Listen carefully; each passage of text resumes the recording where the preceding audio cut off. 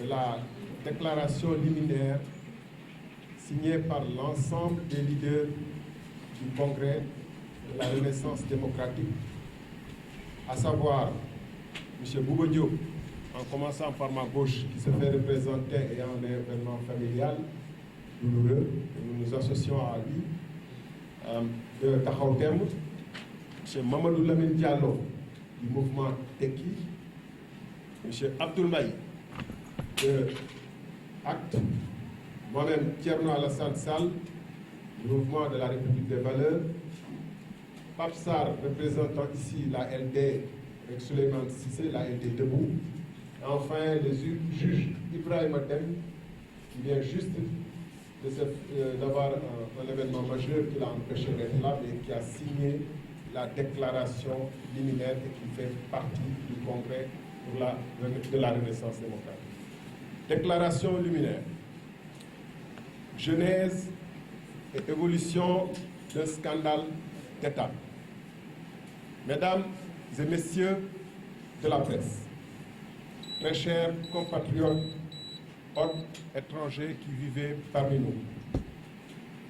Ces derniers jours, une affaire qui depuis plusieurs années fait partie de l'actualité au quotidien a connu des rebondissements dramatiques par les développements y consacrés par le groupe britannique Publicis.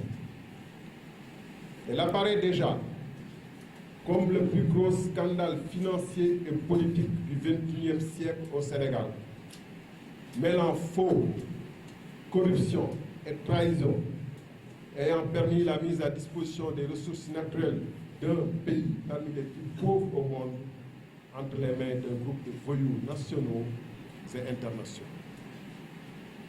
De prime abord, il convient de rendre justice et un vibrant hommage à la presse sénégalaise.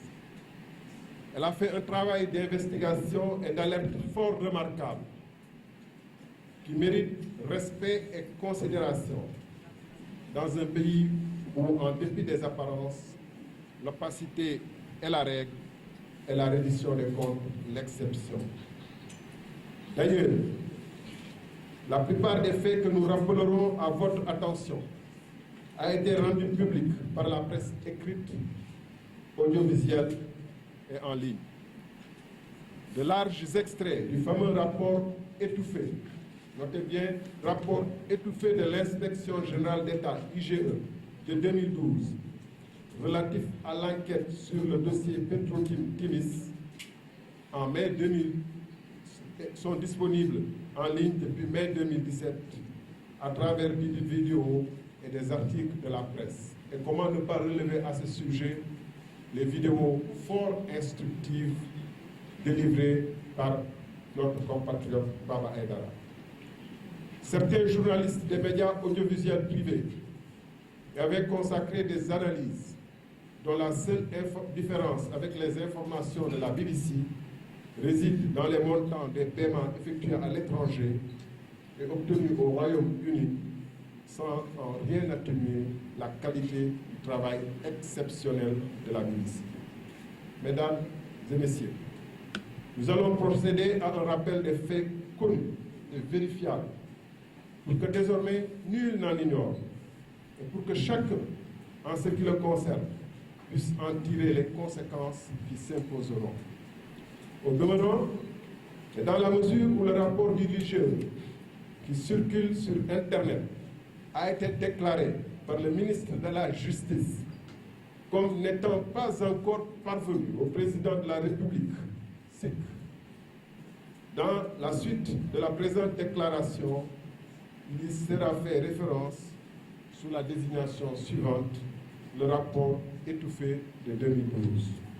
L'important reste que les faits décrits qu'il contient ont un caractère véridique et prouvé. Noterons donc en premier fait, en mars 2012, entre les deux tours de l'élection présidentielle, le gouvernement du président Abdoulaye Wade signe avec la société Petro-Tim Limited 2 contrats de recherche et de partage de production CRPP portant sur les blocs de Saint-Louis Offshore Profond et Kayar Offshore Profond. Deuxième fait, ces contrats sont signés par le directeur général de Petrosen et le mandataire de Petrotim, le ministre d'État Karim Wade, ministre de la Coopération internationale, des transports aériens, des infrastructures et de l'énergie, le président Abdoulaye Wade en approbation, qui a signé également. Troisième fait, les 2 décrets d'approbation de ces contrats sont signés mais non numérotés, ce qui les rend de nul effet et suspend ainsi l'entrée en vigueur des 2 contrats CRPP. La mission de cette numérotation ainsi que la fuite des informations sur cette opération double qui parviennent au candidat Macky Sall procède certainement de fonctionnaires patriotes s'opposant à ces coups fourrés de fin de règne. Quatrièmement, or, au moment où ces 2 blocs étaient ainsi illicitement attribués à Petrotim, la société Tullow Oil était en négociation avancée avec le ministère en charge des hydrocarbures, négociation officielle et documentée conformément aux dispositions de la loi 98/05 portant code pétrolier et son décret d'application. Par contre, l'attribution à Petrotim violait toutes les dispositions pertinentes des 2 textes cités précédemment. À savoir, d'une part, Petrotim a été créé le 19 janvier 2012, tandis que PetroAsia, qui est supposé être la maison mère, l'a été le 6 mars 2012. Petrotim ainsi que sa supposée maison mère, PetroAsia, ont été créés ad hoc pour les besoins des contrats. Elles n'avaient ni directement, ni à travers aucun autre mécanisme pertinent les capacités techniques et financières requises par la loi et la réglementation sénégalaise en vigueur.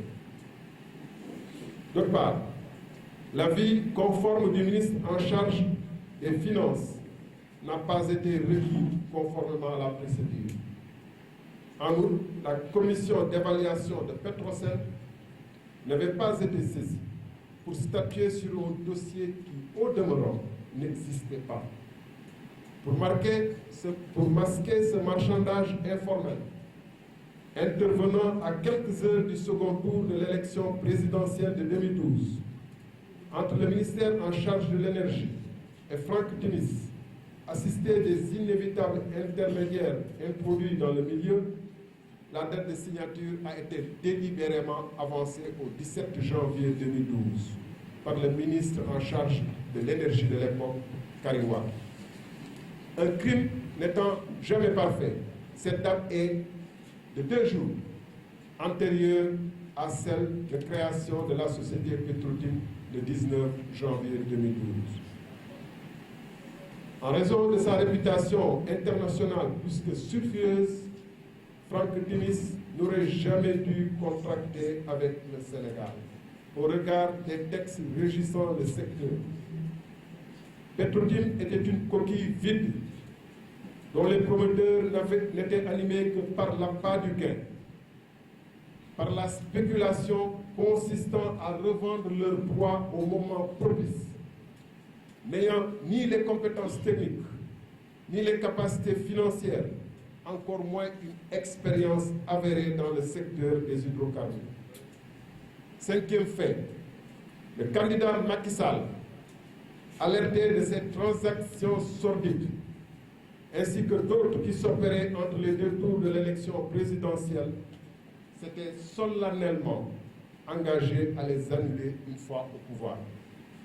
6e fait, aussi, dès le 30 mai 2012, le directeur de cabinet du président nouvellement installé a signé l'ordre de mission numéro 35 PR 4 IGE chargeant 2 inspecteurs généraux d'État d'une enquête auprès de la Société des pétroles du Sénégal, Petrosen, avec un dossier de base comprenant entre autres une lettre du 2 mai 2012 signée par Mme Awandongo, représentante de Tullow Oil Limited.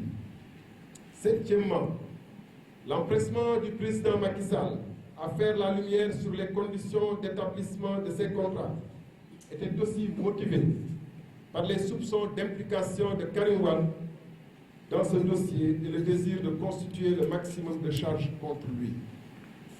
Huitième fait, le 19 janvier 2012, contre toute attente, Ali Ngouille Ndiaye, ministre de l'Énergie et des Mines, présente au Conseil des ministres deux projets de décret accompagnés de pièces justificatives a priori revêtues d'informations pertinentes visant à approuver les contrats tels que signés par le régime précédent du président Abdoulaye Wade. Neuvièmement, le Conseil des ministres, n'ayant pas soulevé des objections sur les décrets numéro 2012-596 et 2012-597, plutôt, n'ayant pas signé d'objection, les décrets numéro 2012-596 et 2012-597 sont signés. Petro-Tim s'est engagé pour des dépenses d'exploration de 24 milliards de dollars, notez bien, sur chaque bloc, soit 48 milliards au total. 24 millions de dollars, soit donc 24 milliards au total pour les deux blocs. Toutefois, ce que l'ensemble du Conseil des ministres ignorait, à l'exception certainement de quelques initiés, au premier rang desquels Macky Sall, président de la République, Abdoul Aziz Mbaye, ministre directeur de cabinet du président, Ali Ngouille Ndiaye, ministre de l'Énergie, c'est qu'une enquête de l'Inspection générale d'État, IGE, était en cours relative au dossier. Onzièmement, de plus, le président Macky Sall était indubitablement régulièrement informé des développements de la mission de l'IGE, conformément à la pratique sur ce genre de dossier sensible impliquant un ancien chef d'État et un ancien ministre d'État contre lequel se présentait une mission et se préparait une mise en accusation, ne serait-ce que pour prendre les mesures conservatoires relatives à un dossier réputé être en cours, comme ils l'ont présenté. En conséquence, le président Macky Sall, Ali Ngouille Ndiaye et Abdoul Aziz Mbaye savaient que le rapport, les informations présentées sur le rapport de présentation étaient fabriquées de toutes pièces pour faire approuver les contrats. Le rapport de présentation introduit un fait nouveau par rapport au dossier tel que laissé par le régime précédent. En effet, Petro-Tim Limited y a été présenté comme filiale de Petro-Asia Resources Limited. Petro-Asia est présenté comme suit dans le rapport signé des mains du ministre Ali Ngouille Ndiaye. Deux points, ouvrons les guillemets. Un groupe de sociétés contrôlées par des investisseurs basés en Asie. Petro-Asia est doté d'une expérience avérée et réussie dans le secteur de l'énergie et notamment dans l'exploration, production des hydrocarbures. On ferme les guillemets. Or, cela est totalement faux, puisque d'une part, Petro-Asia a été créée sous le numéro 17 13 823 avec un capital de 10 000 dollars US, c'est-à-dire 500 000 francs CFA à Hong Kong le 6 mars 2012. Le 6 mars 2012, soit après la signature des contrats de recherche et de partage de production, le 17 janvier 2012, par Karim Wade. Elle a pour unique actionnaire, à l'exception d'une action primée, M. Wong Jung Kwang, détenteur d'un passeport singapourien, qu'il m'excuse si j'ai écorché son nom, mais il a sa place. Deuxième par ailleurs, PetroAsia est dissoute en 2016, après avoir rendu les services pour lesquels elle avait été créée. Elle n'a donc aucune expérience ni compétence dans le secteur, ne dispose d'aucune capacité financière et n'a qu'un actionnaire unique. 12e série de faits. La précipitation a fait approuver par le Conseil des ministres les 2 contrats procède d'une ruse consistant en une course contre le dépôt du rapport définitif de l'inspection générale d'État pour pouvoir dire on ne le savait pas. Il semble d'ailleurs avoir décidé aujourd'hui de l'étouffer. Pour eux, il n'aurait jamais existé. Et ils y ont tenté plusieurs fois. 13e série de faits. Au demeurant, le rapport étouffé de 2012 n'a pas manqué de relever, en des termes très sévères, la précipitation du ministre Aly Ngouille Ndiaye à faire procéder à l'approbation des contrats sans attendre la conclusion du rapport d'enquête. En ces termes, n'ouvre les guillemets, la soumission par M. Aly Ngouille Ndiaye de la même convention, accompagnée d'un projet de décret est surprenante, improductive et risquée. Je cite toujours le rapport étouffé. Elle est surprenante car la présente enquête a été ordonnée par le président sur saisine du même ministre, qui n'a pas attendu les résultats de l'enquête. Elle est improductive car elle ne donne lieu à aucun versement de fonds ou gain immédiat pour l'État, justifiant une telle précipitation. Elle est risquée car la convention de recherche et de partage de production signée avec Petrotim n'est pas à l'abri d'un recours en justice pour les irrégularités qui attachent sa validité. Naturellement, le rapport étouffé de 2012 ne pouvait désigner nommément le véritable destinataire de cette admonestation, à savoir le président de la République qui a ordonné l'enquête et mesure mieux que quiconque les véritables enjeux en ses qualités d'ancien cadre de Petrosen, ancien directeur général de Petrosen, ancien ministre en charge des hydrocarbures. Au surplus, le rapport étouffé de 2012, 14e fait donc, le rapport étouffé de 2012 a proposé au président de la République l'annulation des permis, entre guillemets, en raison des irrégularités qui entachent la validité des conventions signées avec Petrotim, qui en sont le substrat. Donc, 14e série, au surplus, le rapport étouffé de 2012 a proposé au président de la République l'annulation des permis, on cite, en raison des irrégularités qui entachent la validité des contrats, des conventions signées avec Petrotim, qui en sont le substrat.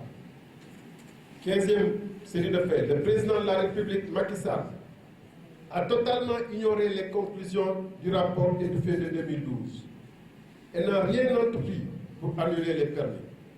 Ce fait est extrêmement grave et sérieux parce qu'il démontre que le président de la République, mis au courant officiellement de ce que les décrets qu'il avait signés portaient un préjudice lourd aux intérêts stratégiques du Sénégal, a choisi de ne pas agir. C'est bien une preuve de plus, s'il en fallait, que les décrets proposés à sa signature par Aly Ngouille Ndiaye ont été en pleine connaissance de cause en ce qui concerne le président de la République. 16e série de faits. Preuve supplémentaire. Le 23 août 2013, pratiquement un an après avoir pris connaissance du rapport étouffé, le président de la République signe 2 décrets prolongeant la période initiale de recherche pour les blocs Saint-Louis offshore et Kayar offshore profond. Ce sont respectivement les décrets 2013-1154 et 2013-1155. Cet acte posé par le président Macky Sall est également extrêmement grave et sérieux, car, en dépit du rapport étouffé de 2012 reçu un an auparavant, il signe et persiste à maintenir la société Petrotim dans les blocs Saint-Louis offshore profond et Kayar offshore profond.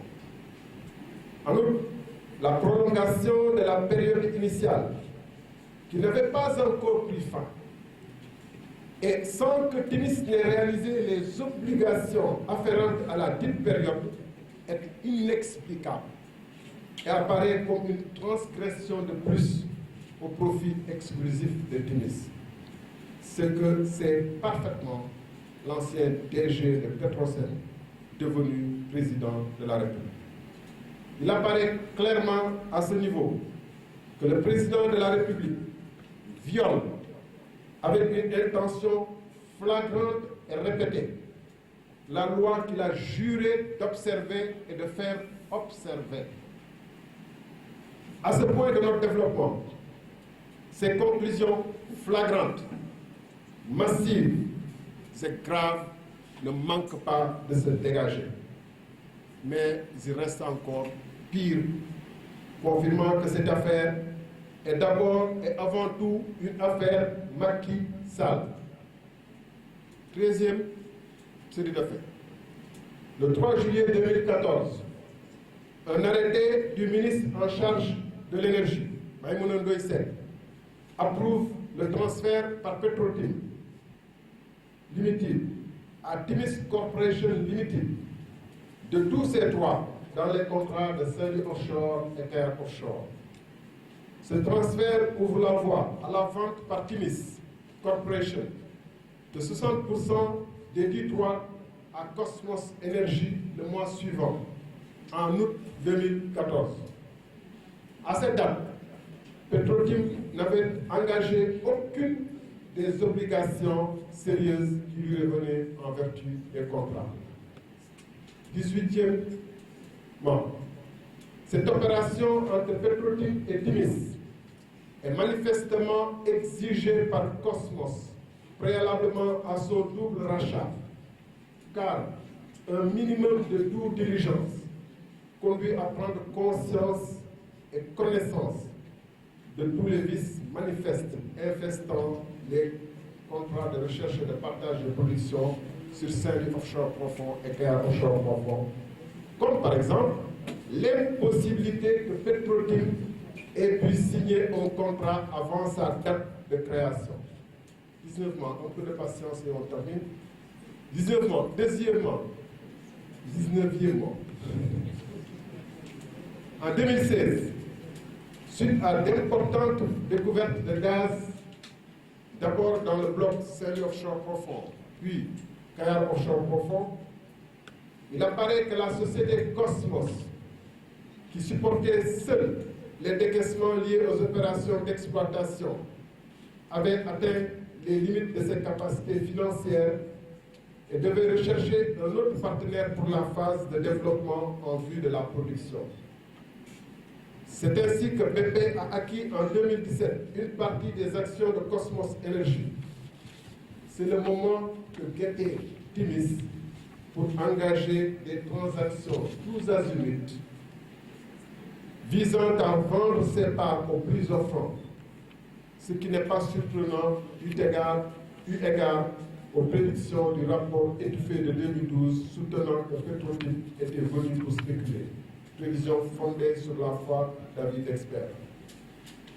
Vers la fin de l'année 20e et vers la fin de l'année 2016, constatant la défaillance totale de Timis Corporation, dès lors que cette société ne participait à aucune des réunions techniques relatives aux travaux d'exploitation en cours pour apporter sa contre-expertise et ses analyses à l'effet de corroborer ou d'infirmer les informations, notamment celles cruciales relatives aux réserves de gaz et aux propositions techniques de développement envisagées par Cosmos Energy.